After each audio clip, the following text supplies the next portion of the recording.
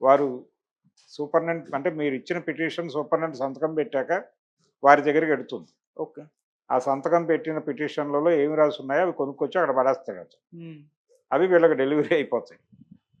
So, ఈ facility ఉంటుంది.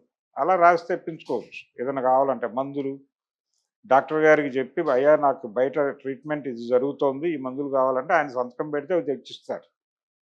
So, సమస్య ఉండదు. అలాగే ములాఖతులు వస్తాయి. ములాఖతులకు వచ్చినోళ్ళు ఏవేవో పట్టుకొస్తారు. అవన్నీ లోపల స్టాక్ అయి ఉంటాయి. అవి తింటూ ఉంటారు. టెక్నికల్‌గా సమస్య ఉండదు జైల్‌లో. కాకపోతే ఏంటంటే మార్నింగ్ బ్రేక్‌ఫాస్ట్ వాళ్ళు పెడతారు. కానీ ఏం పెడతారు? ఒకరోజు ఉప్మా పెడతారు. ఒకరోజు పులిహోర పెడతారు. పూరీలు, ఇడ్లీలు, దోసలు ఇలాంటి ప్రోగ్రామ్ ఉండదు. ఓకే. ఎందుకంటే బల్క్ కుకింగ్ ఒకటి. రెండోది యాక్చువల్‌గా ప్రిజన్స్‌కి బ్రేక్‌ఫాస్ట్ ఇది లేదు రూల్. అయితే 60 దశకంలో సెంట్రల్ జైళ్ళలో ఒక నిరాహార దీక్ష జరిగింది. హ్మ్. ఎంవి రమణారెడ్డి గారు ఇప్పటికీ ఇప్పుడున్నాడాయన రైటర్. ఎంవీఆర్ పొద్దుటూరు డాక్టర్ ఆయన. వారప్పుడు జైల్లో ఉన్నాడక్కడ రాజమండ్రిలో. వీళ్ళందరూ ఒక సమ్మె చేసి ప్రభుత్వం నుంచి ఒక ప్రొవిజన్ తీసుకున్నారు. ప్రొవిజన్ తీసుకున్నారు కానీ దానికి స్పెషల్ రేషన్ ఇవ్వాలి అనే డిమాండ్ సాధించుకోవాలి. ఓకే. దాంతో ఏంటి వీళ్ళకి భోజనాలకి దానికి ఇచ్చినటువంటి అలాట్మెంట్‌లోనే బ్రేక్‌ఫాస్ట్‌కి కొంత రైస్ తీశారు విడిగా. హ్మ్. అది ఒకరోజు బియ్యపు రవ్వ ఉప్మా వస్తుంది. ఒకరోజు అదే బియ్యం పులిహోర చేసి పంపిస్తారు. అవి తినాలంతే. అవి హ్మ్. తినేసి అక్కడ టీ వస్తుంది. టీ ప్రొవిజన్ ఉంది.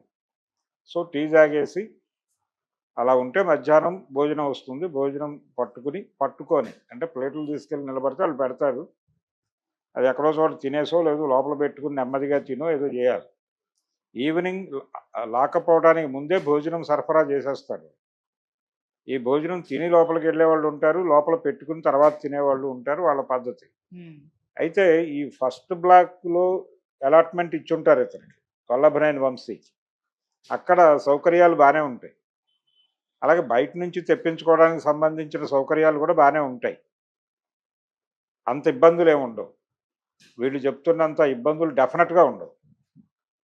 అదేదో ఆవిడ ఒక మాట వాడారు. ఆ గదిలో అలా ఉండిపోతే ఆయనకి బ్రీతింగ్ ఇష్యూస్ ఉన్నాయి. ఆ గదిలో ఆయన ఉంటారా? ఏమైపోతారో అలా ఉంచరు గదిలో. నైట్ ఉంటాడు అంతే గదిలో. రాత్రిపూట మాత్రమే గదిలో పడుకుంటారు. ఎర్లీ మార్నింగే అన్‌లాకప్ చేసేస్తారు.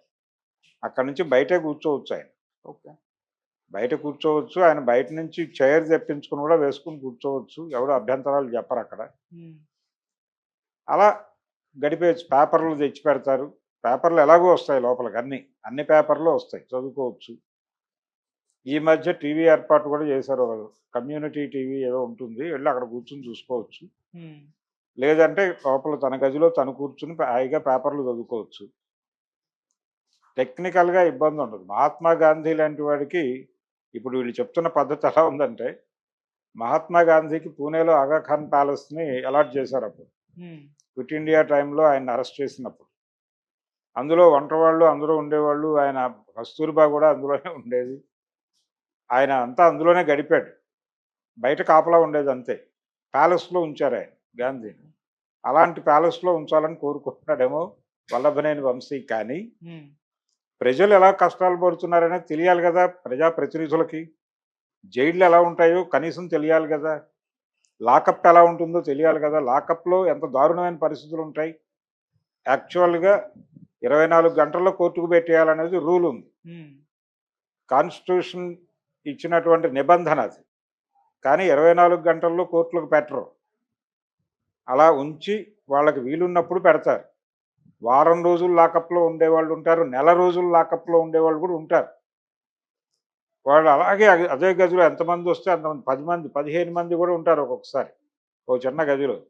సర్దుకొని ఉండటమే. బుట్ట భోజనం వస్తుంది వాళ్ళకి. హ్మ్. ఆ బుట్ట భోజనం సర్దుకుని తినటమే. ఆ భోజనం కూడా వీళ్ళు తీసుకురారు. అంటే వీళ్ళని కోర్టుకు పెట్టినప్పుడు కోర్టు 24 గంటలకు మాత్రమే డబ్బులిస్తుంది. ఈ మిగిలిన అన్ని రోజులకి పోలీసులే పెట్టాలి.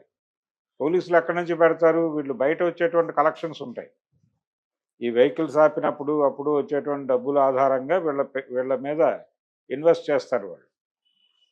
ఇన్ని కష్టాలుంటాయి డిపార్ట్‌మెంట్‌కి కూడా. అలాంటి లాకప్లో ఉంటే ఆ లైఫ్ తెలుస్తుంది.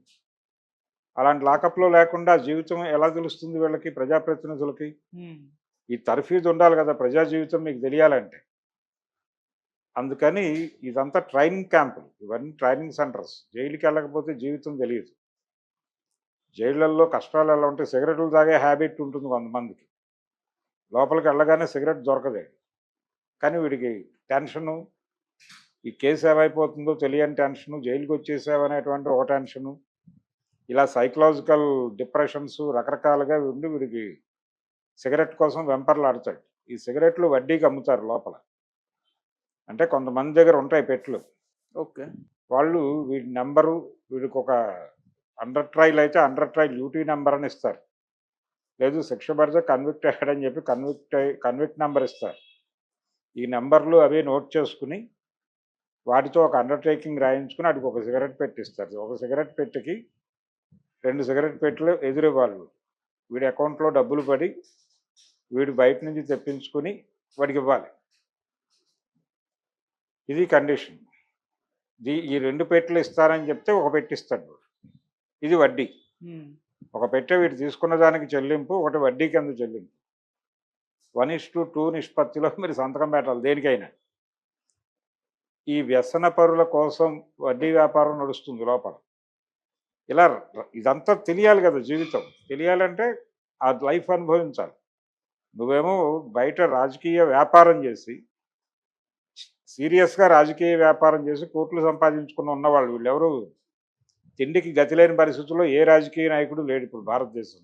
కాబట్టి వీళ్ళ జైల్లో సమస్యలు బాధపడుతున్నారు. ఆవిడ అన్నట్టుగా సింగిల్ సెల్లు గాలాడక ఏమైపోతాడో ఆయన అని మాడని అమాయకంగా తెలియక ఆయన హాయిగా తిరుగుతాడు బయట. ఏమీ కాదు ఆయనకి. బయట నుంచి తెప్పించుకొని తింటాడు. వీళ్ళు కోర్టుకు వెళ్ళి పిటిషన్ పెట్టుకుంటే ఈయనకు కూడా బయట నుంచి అంటే అనారోగ్యము, స్పెషల్ డైట్ కావాలి అనేది ఒక మెడికల్ ఇది ఉండాలి. ఒక రికార్డు చూపించి ఆ రికార్డు మీద ఒక శాంక్షన్ తెచ్చుకుంటే వారికి బయట నుంచి భోజనం అలౌ చేస్తారు. ఆ భోజనం బయట నుంచి మూట వస్తుంది, లోపలికి తీసుకెళ్ళి ఇచ్చేస్తారు.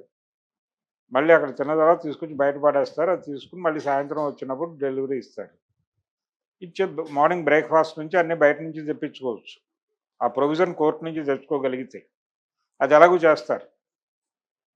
అలాగే ఆయన కింద పడుకోకుండా లోపల పరుపు అవి ఏర్పాటు చేయడానికి సంబంధించి ఆల్రెడీ సూపరింటెండెంట్ స్థాయిలో ఒక అంగీకారం వచ్చిందని కూడా చెప్పారు ఆవిడ. అందుకని జైల్లో కష్టాలు అనేవి పెద్ద కష్టాలుగా చూస్తే కష్టాలు తప్ప కష్టాలే ఉండవు. హాయిగానే ఉంటుంది, సరదాగానే ఉంటుంది జైలు. పేపర్లు వస్తాయి, పేపర్లు చదువుకోవచ్చు. ఇంకా కావాలంటే డబ్బులు ఇచ్చి అవుట్ క్యాంటీన్ రాసుకుని పత్రికలు తెప్పించుకోవచ్చు, బుక్స్ తెప్పించుకోవచ్చు, చదువుకోవచ్చు లోపల కూర్చుని హాయిగా. బయట చదువుకునే వెసులుబాటు ఉండదు. జైల్లో చాలా వెసులుబాటు ఉంటుంది, హాయిగా చదువుకోవచ్చు. ఈ లోపల ములాఖాతులు వస్తాయి వీళ్ళకి రకరకాలుగా. పొద్దున్న ఇద్దరు వస్తారు, మధ్యాహ్నం ఒకడు వస్తాడు, సాయంత్రం వస్తాడు. యాక్చువల్గా ఒకటి కంటే ఇవ్వకూడదు కానీ వీళ్ళకి స్పెషల్ కన్సిడరేషన్ కింద ఇస్తారు. అక్కడే సగం పైన గడిపేస్తారు ఇలా గదిలో కూర్చుని. ఆ ములాఖాత్ రూమ్లో పైగా పర్సనల్ ములాఖాతులే ఉంటాయి. ఇదివరకట్లాగా జాలీ ములాఖాతులు ఇదివరకు లేదు, మరి ఇప్పుడేమైనా పెట్టారేమో తెలియదు నాకు. విజయవాడ సబ్ జైల్లో గతంలో ఒక ములాఖాత్ రూమ్ ఉండేది. ఆ ములాఖాత్ రూమ్లోకి వచ్చి ఫిజికల్గానే కూర్చొని మాట్లాడుకునేవాళ్ళు, వాళ్ళు కాపలా కాసేవాళ్ళు. అయితే తర్వాత రోజుల్లో వైఎస్ రాజశేఖర రెడ్డి సీఎంగా ఉండగా అన్ని జైళ్లలోనూ జాలీ ములాఖాతులే పెట్టమన్నాడు ఆయన, సెక్యూరిటీ ప్రాబ్లం రీత్యా. అలా ఒకవేళ ఇప్పుడేమైనా జాలీ ములాఖాతులు ఉన్నాయేమో కానీ వీళ్ళకి స్పెషల్ కన్సిడరేషన్ కింద ములాఖాతులు ఏర్పాటు చేస్తున్నట్టుగానే మనకు అర్థమవుతుంది. ఎందుకంటే జగన్మోహన్ రెడ్డి గారు వెళ్ళి మాట్లాడాడు, పేరుని నాని గారు వెళ్ళి మాట్లాడాడు, ఆవిడ రెగ్యులర్గా వెళ్ళి మాట్లాడుతున్నారు, అతని వైఫ్. సో ఆ ప్రాబ్లం ఏం లేదు. ఇంట్లో వాళ్ళు పట్టించుకోకుండా అసలు వదిలేసిన వాళ్ళు చాలామంది ఉంటారు లోపల. లోపల ఏదో ఇలాంటి వాళ్ళకి పని చేసి పెట్టి, ఇలాంటి వాళ్ళకి బట్టలు ఉతికి వీళ్ళు ఇచ్చే డబ్బులతో బతికే వాళ్ళు కూడా ఉంటారు లోపల.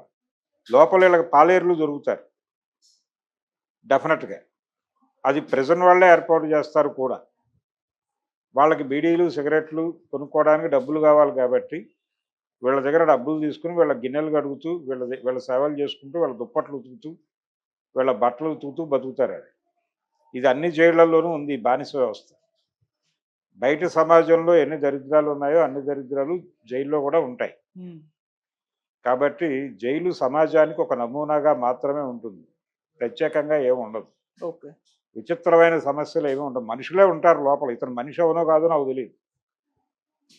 ఎవరు ఈ వల్లభనేని వంశీ మనిషి అయితే హ్మ్. లోపల ఉండే మనుషులు అనుభవిస్తున్న కష్టాలు మనం అనుభవించడానికి ఏమొచ్చింది ప్రాబ్లం? మన తోటి మనిషేగా పడుతోంది అక్కడ.